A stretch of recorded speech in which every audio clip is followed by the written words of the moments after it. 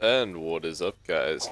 This is a new game, starting a new series called FortressCraft. As you can see, Twitter at FortressCraft, the developer, is a wonderful guy. He's British, I think. He's not American, I know that. Regardless, he's still cool. There is multiplayer to this game, so if you have friends, go ahead and grab them and you can play together. Or you can create a solo world. So you can create creative and survival worlds. This will be my fourth world.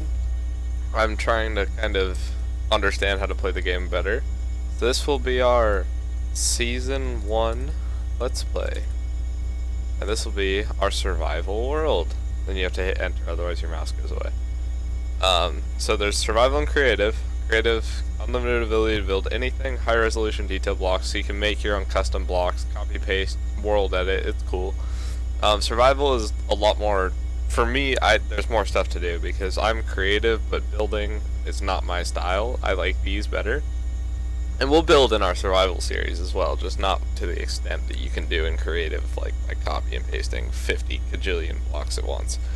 So these are the default settings to an extent. Day-night cycle, we can do normal.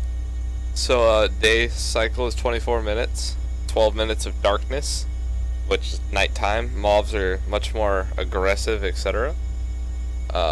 Death mode, there's clumsy, squish core. Now squish core is interesting because you die that world, you stay dead, you can't respawn. This one is hardcore, where if your central command dies, you can't ever play on that world again. So I can't really tell the difference between the two, so not fully sure how that works. Iron Man is real hard because if you die you lose your entire inventory. Clumsy is like Minecraft, if you've ever played it, where if you die all your stuff is on the ground. None is like keep inventory, which is extremely useful because I'm bad. I die a lot, sorry. But dying a lot allows you to do some extra stuff like explore really deep really early, which is kind of fun. So let's create our world. I'm playing with low graphics settings because I'm on a laptop right now.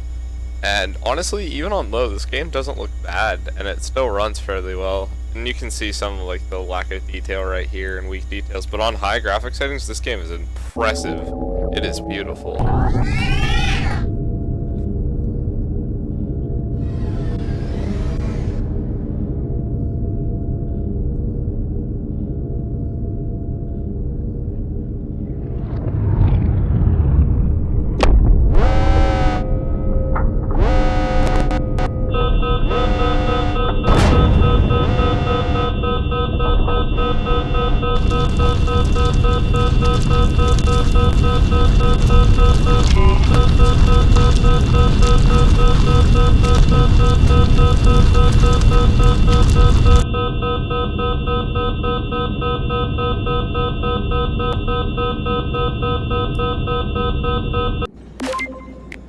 Alright guys, we're back. So whenever you create a new world, there's a tutorial and you're completely protected in this nice little force field, which I can already, nope, can't walk out of. Alright, so this is your CPH, this is like your central command. It's extremely cool, and this is basically your first source of power.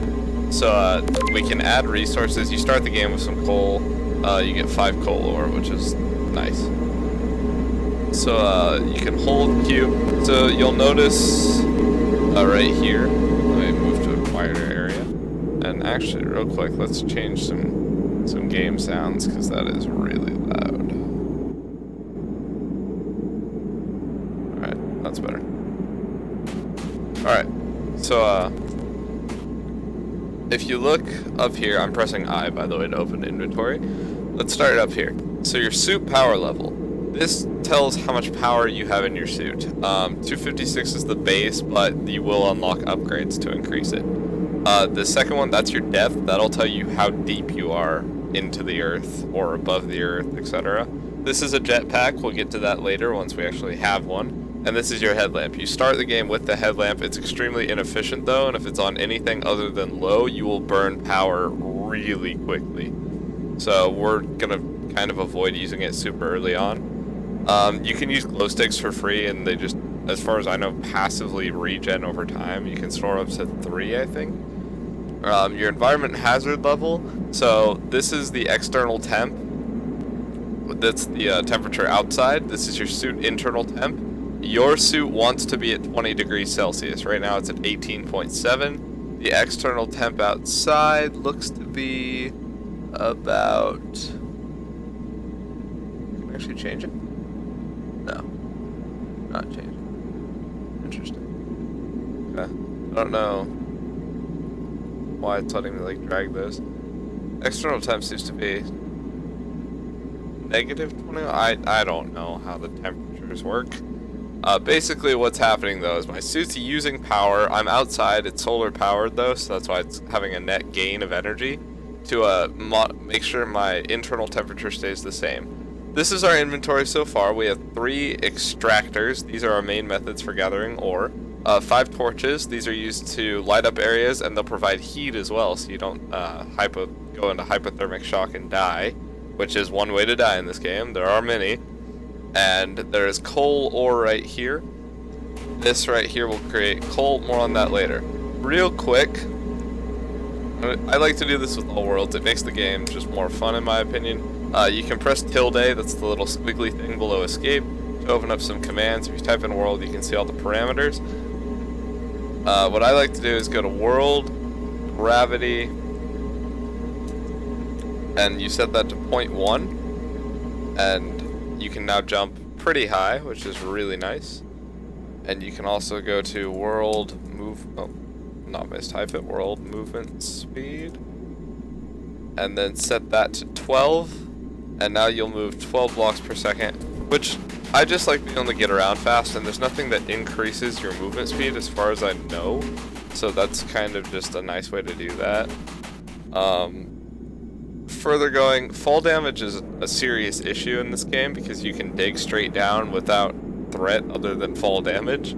So I like to set the maximum fall speed to 15. And what that does...